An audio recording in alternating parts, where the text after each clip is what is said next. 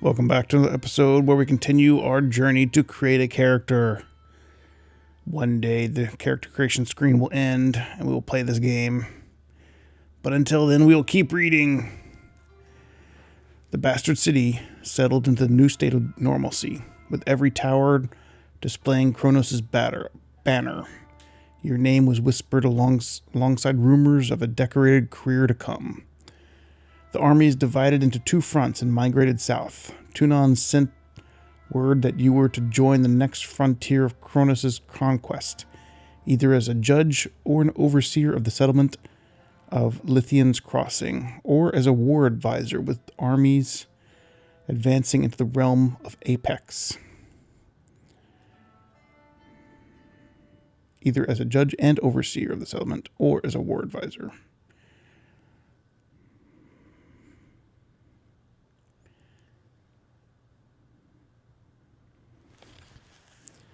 You may choose any of these locations. So there's the two locations, huh?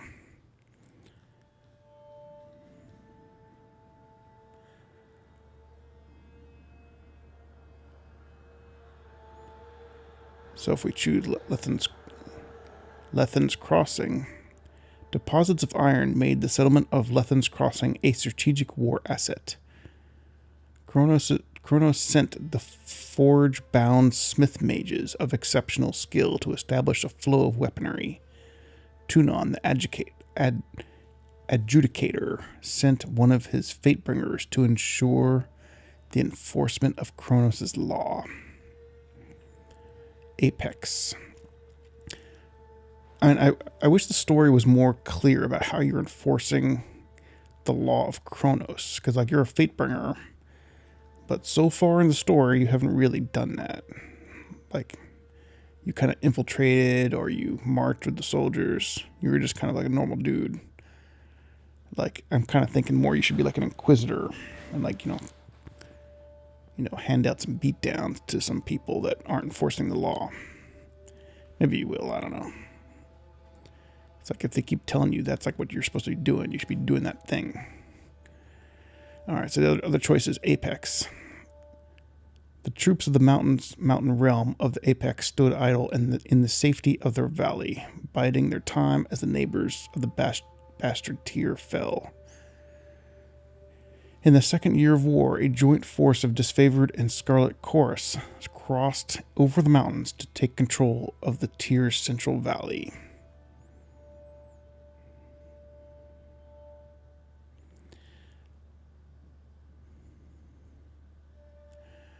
Well, I just want to be a judge and overseer, so I'm just going to choose Lethan's Crossing.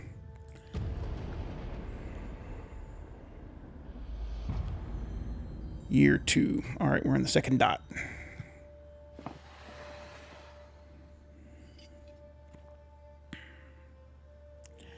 Lethan's Crossing.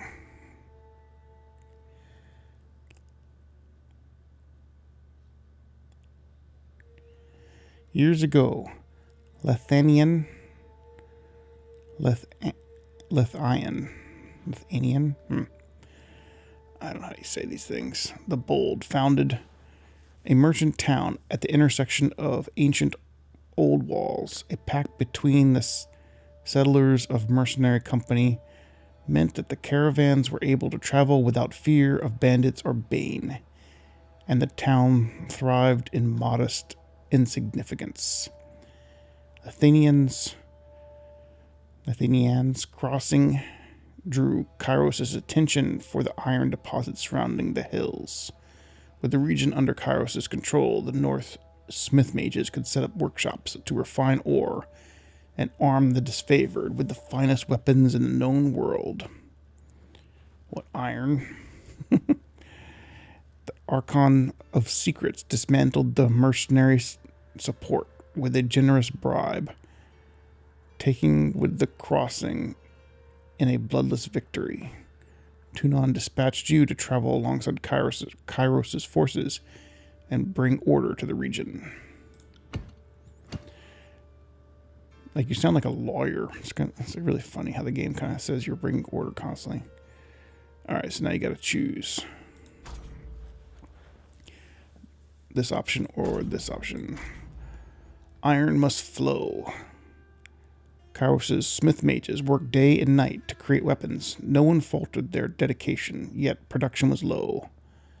The plans that came to light proved divisive to the disfavored and Scarlet Chorus. On one hand, any additional manpower was needed for fighters, not forges. On the other hand, the celebrated weaponry of Kairos' armies needed to be fiercely guarded.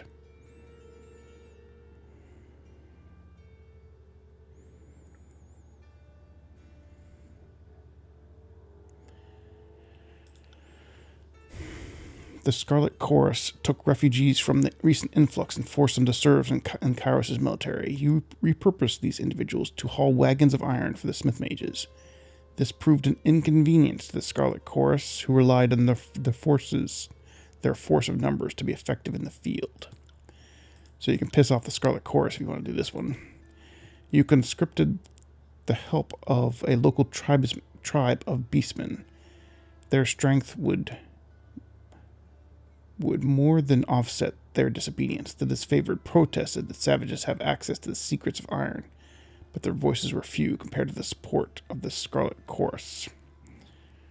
So I think we want to... I'll play liking the disfavored or favoring the disfavored. Why would I favor the disfavored? Their name is disfavored. Anyway, that's what I'm going to do. I'm going to favor the disfavored. Oh, I didn't read the other option. Oops, sorry. Whatever. The population of Lethan's Crossing had swelled, and from the emptying of the lands destroyed by Kairos' army. Although the Scarlet Chorus fought to keep the refugees under their control, the need for production could not wait. The new recruits were reassigned to haul ore iron from treacherous mine shafts, labor more befitting of slaves than Kairos' artisans. Though the disfavored grew stronger with the advantage of more weapons, the Scarlet Chorus diminished as their ranks found themselves with one less opportunity for growth. Alright.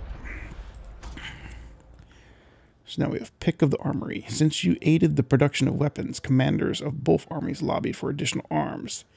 They offered all manner of bribes to be next in line for a fitting session with the masters of the forge. How did you satiate this lust for iron? You let the disfavored have the iron, keeping the best tools in the hands of the elite. The Scarlet Chorus saw this slight as an obvious display of preferential treatment. You gave iron arms to the Scarlet Chorus commanders, knowing they pay very well for any killing tool. Weaponry of such a claim was typically reserved for the highest disfavored officers, but you were open to changing tradition under the circumstances.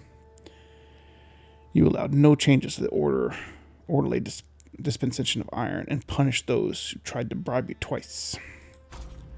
Alright, the other direction is a Guardian's Due. Kairos' armies use Lethan's Crossing as a... Lethan's Crossing, let's read about that. Built in the shadows of the old walls and junction in the realm of Haven, Lethan's Crossing is a growing trading settlement. Nearby rivers are rich in iron ore, although the locals lack the technology to smelt the forge the element. In the years following Kairos' conquest of the tiers, the population of Lethan's Crossing swelled, with the refugees fleeing the destruction of their homelands. The presence of the forge-bound mining the ore, along with their guards, makes this makeshift settlement a vital resource for Kairos' armies. Anyway, Kairos' army used Lethan's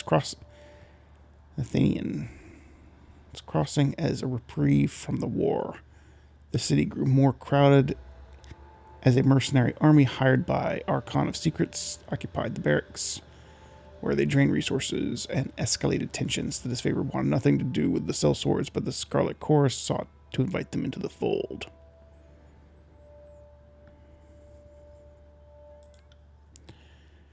The disfavored demanded the mercenaries be kept far from Kairos' armies. The righteous occupiers would not deny the share of provisions or supplies. With the degenerate sellswords, you built a separate barracks and mess hall in order to keep the sellswords out of the army's way, and enacted strict laws against disorderly conduct. segregate the mercenaries, or challenge their worth. You let the Scarlet Chorus and the mercenaries engage in combat games and challenges, and allowed laws against revelry and merriment to go unenforced. Those who won the contest took greater share of the provisions and sellswords merits, and sellswords of merit were invited to join Kairos' army. Alright, well, I'm just going to give the disfavored a bunch of gold and prefer them, because that's what we said we'd do. Passing out iron to even the hardiest Scarlet Chorus gang boss would have been a waste of resources. Most of them couldn't wield arms more complicated than a pitchfork, and their chances of surviving a fortnight were suspect. The disfavored, by contrast, knew how to use and respect a capable weapon to its greatest potential. Perhaps more importantly, the disfavored remember their friends when a time of need arises, and their loyalty runs deep as any vein of iron ore. Who controlled the crossing? Tragedy struck when a mercenary hired the voices of Nerat, injured by a forge-bound artisan. Let's read about that. The forge-bound are mage-smiths sworn to Kairos' service, though their operations in the tiers are overseen by Tunan and his court of fate-binders. Each forge-bound uses magic as a tool to augment their personal craft, most commonly smelting and metalworking, but carpenters, tailors, tanners are found in their ranks. And each mage strives to create that which is impossible with mundane hands. Most notably, the forge-bound are the sole masters of ironworking in the known world, using spells of fire resistance to wade into the forge fires. The forge-bound can work iron at temperatures no other forge can match, and with hands-on touch that no mundane smith can hope to achieve. Because of this vital skill, the forge-bound are considered a strategic war asset, their lives regimented and controlled so that the forgers may churn out iron arms and armor without debate, delay, or distraction. Crazy. That's kind of neat. So, tragedy struck when a mercenary hired the voice of Nesrat, injured a forge-bound artisan, leaving him unable to practice his craft. Tunan ordered the mercenaries to leave the city in the hands of Kairos' more responsible servants. Only a garrison could be left behind, while the armies returned to the front. As disfavored and Scarlet Chorus showed increasing tension and hostility towards each other, Tunan decreed that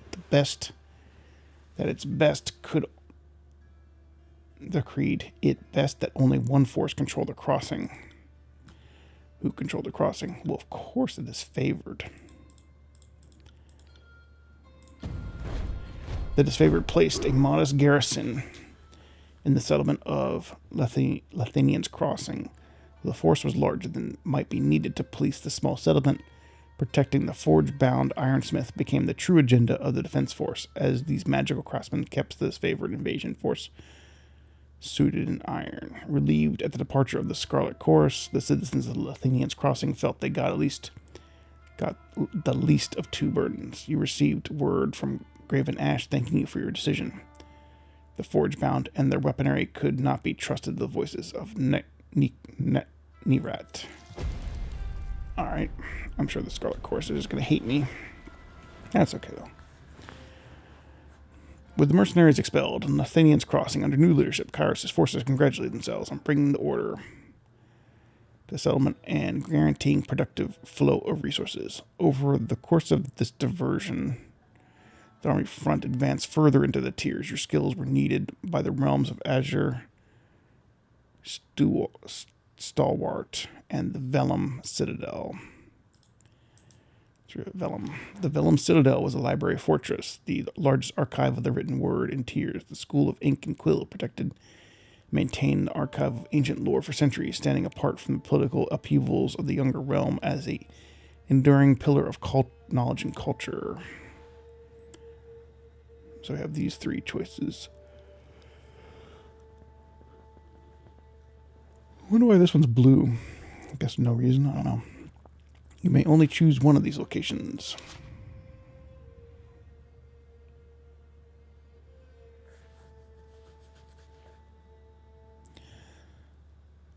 Stalwart. With its easily defended position and rich military tradition, the realm of Stalwart was the most formidable realm in the tiers. Azure. Dispatch the Archon of Stone to subjugate the nation of Azure. Kairos' forces conquering gaze fell upon Vellum Citadel. It the treasures, knowledge, and secrets. I think Stalwart's probably the best for our friends, the disfavored.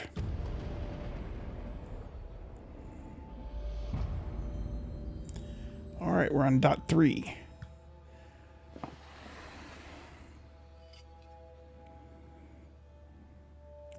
The realm of Stalwart was best known for its proud army, disciplined, courageous, and undefeated on their home soil. Skill and resolve made Stalwart a military power that Kairos' forces approached with due caution. With its southern position, Stalwart has been largely safe from war, watching for 2 years as its neighbor fell to Kairos' forces. On the dawn of the 3rd year, Kairos' forces were finally poised to invade the Stalwart Peninsula and subdue the tier's most vaunted army. Alright, so we're ready to invade. Marching on empty, the Stalwart defenders burned their crops as they retreated, leaving the invaders little to forage. Starving, the Scarlet Chorus mob raided from the disfavored's well-maintained lines, incurring casualties on both sides. You ordered that the thieving Scarlet Chorus soldiers be spiked for their affront. By your command, the disfavored shared their provisions, and thieves each lost a hand for their treachery.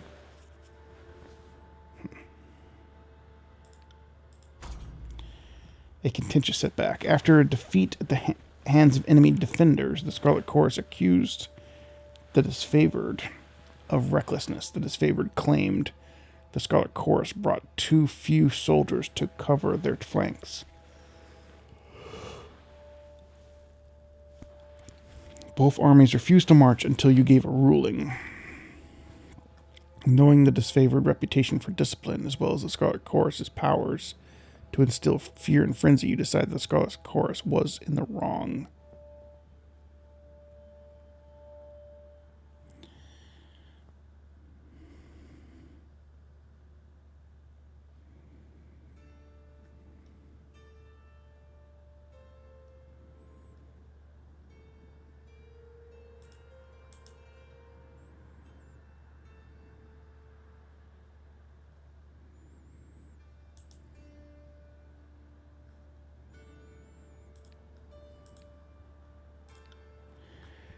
Lacking proof that the Scarlet Chorus recruits were negligent, you punished the disfavored commander for his failure and for bringing charges without evidence.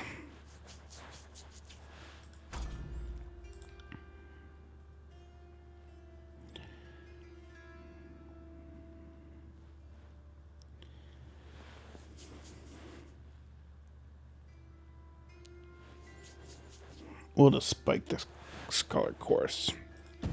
Sounds good. Even in time of war, there was no excuse for allied armies to battle each other in violation of Kairos' peace. The disfavored rightly argued that they only had enough supplies to feed their troops. The Scarlet Chorus needed to better look after their own people.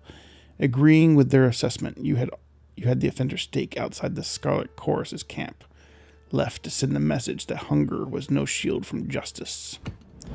Nice. Now we're starting to be an inquisitor. Alright, so now let's see. Beasts of Stalwart.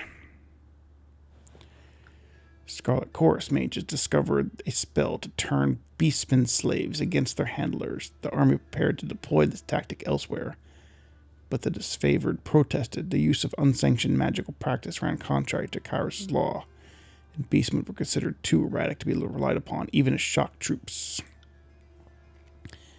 You agreed with the disfavored argument and ordered the beastmen slain. The Scarlet Chorus mages who discovered the trick were ordered to never use it again, on pain of execution.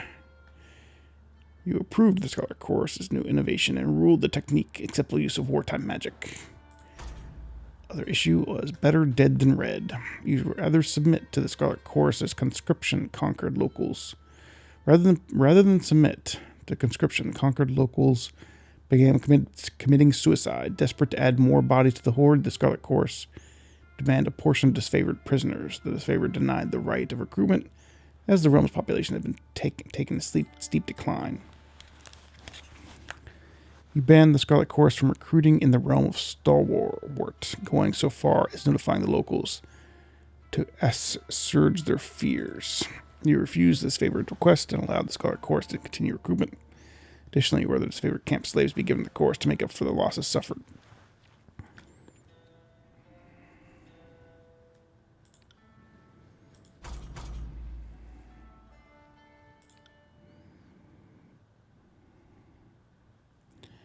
I think I'll go with this one.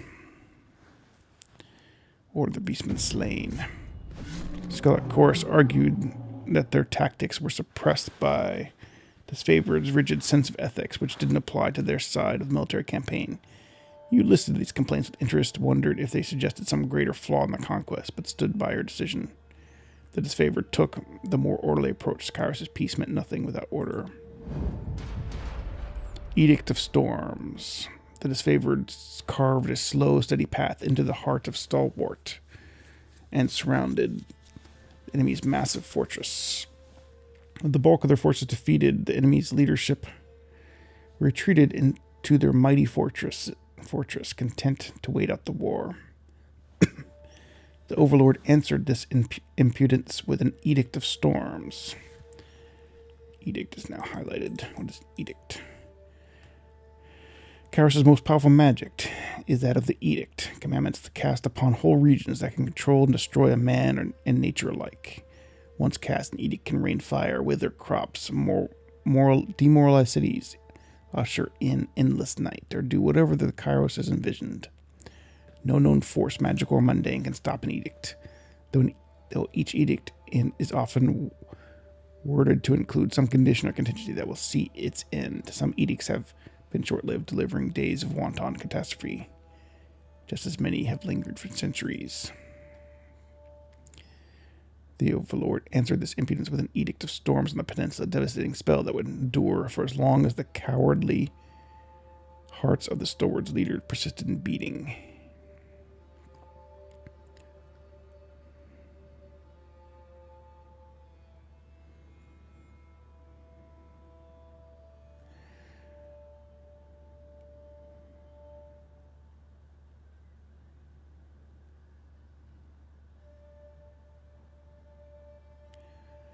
Knowing you had the trust of Ashen Grave, Tudon deemed you to be the proper representative to deliver Kairos' edict. Aside from being given a 3-day window to read the edict, you received no other instructions. Agreeing with the wishes of the disfavored, you proclaimed the edict at once, leaving the enemy no time to react. Stalwart had ample opportunity to surrender for several years, and time for mercy was long gone. An attempt to ingrate themselves with the people of Stalwart, the Scarlet Chorus insisted that warning be sent to towns and villages so that the people may prepare for the horror about to descend upon them. No time for preparing. You agree the disfavored rationale. The leaders of Stalwart refused honorable battle, and too many disfavored lives were lost in the campaign. Since the last regiment refused to leave the keep, you would let him watch as his people suffer. Without hesitation or regret, you broke the seal of Kairos' Edict of Storms and read the Overlord's incantation.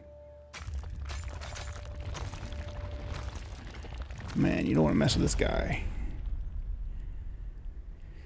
The clear skies darkened as you read the final words of the edict. A flurry of wind and rain whipped through the rolling plains and craggy canyons, turning rocks and uprooted trees and hapless soldiers into hazardous shrapnel. Armed with a measure of foresight, you were able to remove yourself from the area before the storms grew more violent.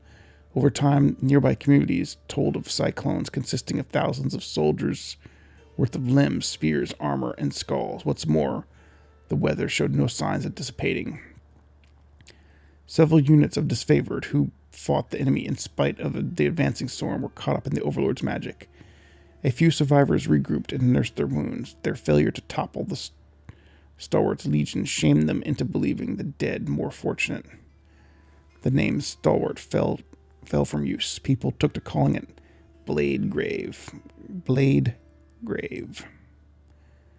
The Blade Grave is the name given to what remains of the realm of Stalwart after its ruination when Kairos has proclaimed the Edict of Storms upon the land. The magical storms struck the disfavored and unbroken armies during the height of their engagement. Now, most of what remains is a blighted landscape of discarded armor and weapons and high winds of rust and human dust. Crazy. Remade the landscape festooned with iron and bronze armaments, two once great legions. As Kairos' forces departed, you spared a glance back to the ruins of Stalwart, marveling at your work. You didn't have long to rest before Tunin called you into service once more.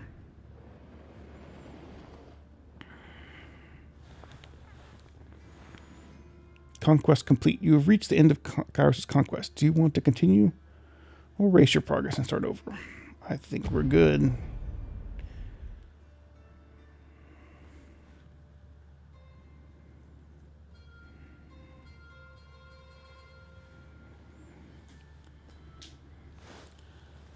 I doubt the Scarlet Chorus has much like for me, but that's alright. You gotta pick a side anyway. The year is 431, and Kairos' invasion has shattered all major opposition in the tiers. The Younger Realms, the Bastard Tier, the Free Cities. All who defied Kairos lay broken by battle, or bowed in surrender. The two armies of the Overlord, the Disfavored and the Scarlet Chorus, now control our lands. Okay. But our will is not yet extinguished. Not entirely. In the Valley of Vendrian's Well, those of us unwilling to bow to Kairos have banded together in defiance. Violating an oath of surrender from 2 years prior, we have staged a bloody uprising, murdering the Disfavored and Scarlet Chorus garrison in a midnight assault. With their main forces spread across the tiers, the Disfavored and Scarlet Chorus redeploy to Vendrian's Well to crush the resistance. But months pass with no definitive battle. As disagreement and discord paralyze the Archons, we bide our time and wait for our message of insurrection to spread across the tiers. The Overlord is not amused, and Kairos has one message for the Archons: crush the Oathbreakers or die. Kairos backs this threat with an edict, a magical commandment that can slay all in the valley should the order be ignored. The honor of proclaiming this edict fell to you. Sent across the mountains to Vendrian's Well, you carry the Overlord's edict to read before the Archons. Crazy. So he's basically gonna murder his own people, the Archons, even if they don't crush the Oathbreakers. As you finally make your way through the winding mountain passes into the valley, the ground trembles, and Kairos' magic seals the way behind you. You are trapped in Vendrian's Well, with Kairos' armies and the Oathbreakers. The only way to survive is to fulfill the terms of the Overlord's edict, in any way that you can. Vendrian's Well. So you're stuck there with both armies and an edict that says everyone's gonna die.